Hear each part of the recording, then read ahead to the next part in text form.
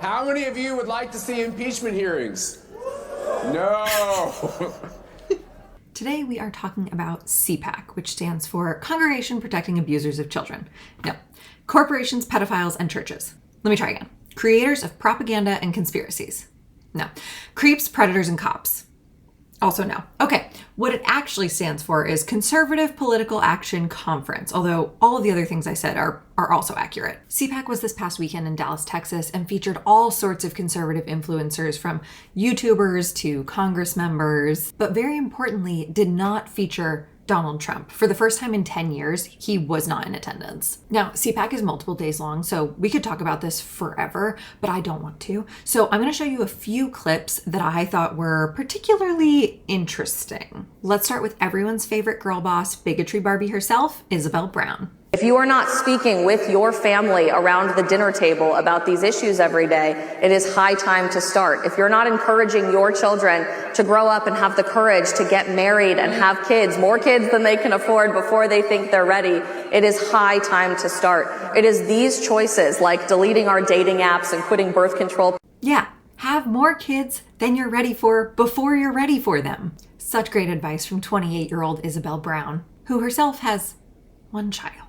This is the thing about conservatives like this. They always push for people to have more kids, have kids before you're ready, and stay home and run the family. But they themselves are not doing that. Isabel Brown has made it incredibly clear that she's not a trad wife. She's an influencer. She talks about all these conservative things. She goes on news shows, all of that. But then she goes to conferences like this and tells her audience, you should be sitting around the dinner table and you should be talking about having children before you're ready, before you can afford them, and have more than you can afford. And I think this gives a little bit of insight into what conservatives actually want, which is they want people to stay poor. They want people to be stuck at home with kids. Because when you're struggling financially and when you're struggling at home, you don't have the ability to be thinking about the bigger problems. You don't have the ability to think about, hey, maybe my government should be doing more for me. You know who doesn't have the time, money, and energy to go out and protest or do something or run for office or make a change? People who are struggling at home, women who are stuck in the home with their children. But that's what God wants, right? Now, if you're wondering where you've seen Isabel Brown before and you've been following me on other social media for a while, I'm going to show you where you remember her from. If you support the current GOP, you absolutely would have gone along with the Nazis in the 1930s. I seem to remember that the definition of fascism is very specifically centered around exalting a group identity, like, I don't know, your race or your gender identity or your sexual orientation above the individual. I don't think you're making the point you think you're making, because everything you just said, exalting your race or sexuality or gender identity above others, is what the GOP is doing. They put heterosexual white men above everyone else. You know those laws that are being passed by the GOP against gay people? Yeah, those are because the GOP exalts heterosexuality over homosexuality. You also conveniently left out the part of the definition that says nation, you know, like white nationalism. Which party is the one that supports that again? I just can't remember. Let's continue. And forcibly, authoritarianly shutting down anyone who disagrees with you in a form of dictatorial style, total government control. Forcibly and dictatorially shutting down other beliefs. You mean like banning books from school classrooms because you don't agree with them? You mean forcibly taking away bodily autonomy from people with uteruses and trans individuals? Again, your interpretation is incredibly misinformed, but let's continue.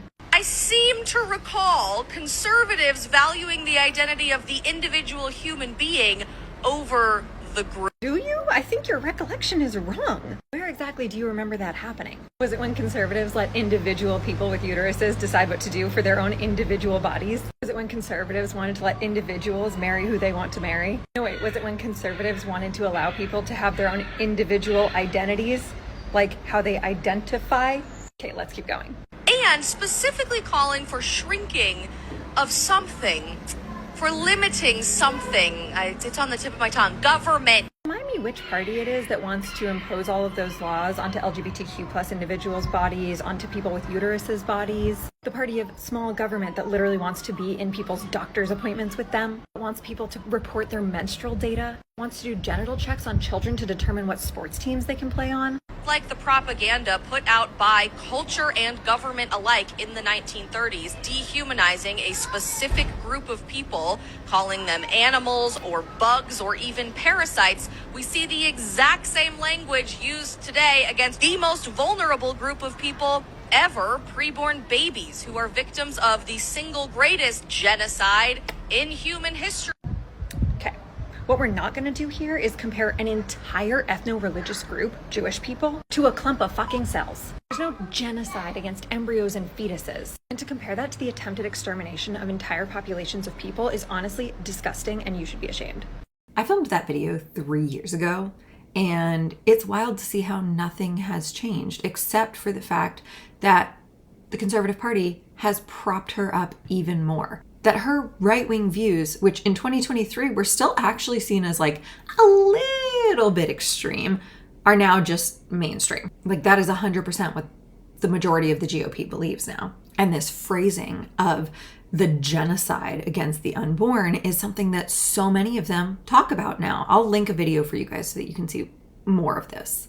But back to what she was saying at CPAC, you should have more kids than you're ready for, more kids than you can afford.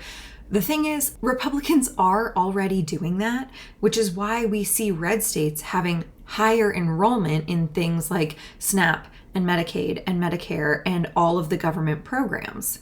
Now, I don't have a problem with government programs. I think that our government should provide services for people across the entire political spectrum.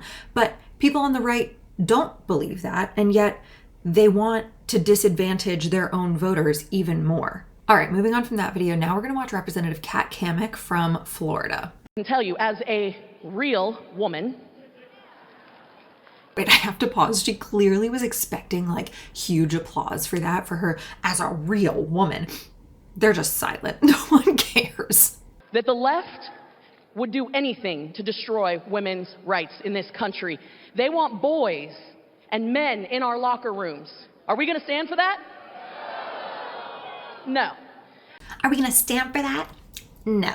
That's so interesting, Kat, because I feel like you already have stood for that. Well, you could also say, as the owner of the pageant, it's your obligation to do that. So you have done that. Now, I'll tell you the funniest is that I'll go backstage before a show. Yes. And everyone's getting dressed and ready and everything else. And, no men are anywhere. And I'm allowed to go in because I'm the owner of the pageant, and therefore I'm inspecting it. I'm inspecting. I want to make sure that like everything is doctor. good. You're there. Yeah, the dress. Is everyone okay? They're standing there with no clothes. Is everybody okay? And you see these incredible-looking women. And so I sort of get away with it. Huh. That sounds to me like a grown man going into a women's dressing room, but I could be wrong. Maybe we need more proof. He just came strolling right in. There was no second to put a robe on or any sort of clothing or anything. Some girls were topless, other girls were naked. Our first introduction to him was when we were at the dress rehearsal and half naked changing into our bikinis. People on the right constantly try to turn trans individuals into like the boogeyman, but the truth is they don't have a problem with men going into women's dressing rooms, locker rooms, because if they did, they wouldn't have elected that guy as president. I'm also pretty sure that people on the right just don't understand what's going on in bathrooms. Like, they're not just open toilets everywhere in women's rooms. You go into a stall, you close the door, you lock it, you do your business, you leave, you go wash your hands. You're not seeing who's in the stall next to you. I don't care what that person is doing. Do your business. Leave me alone.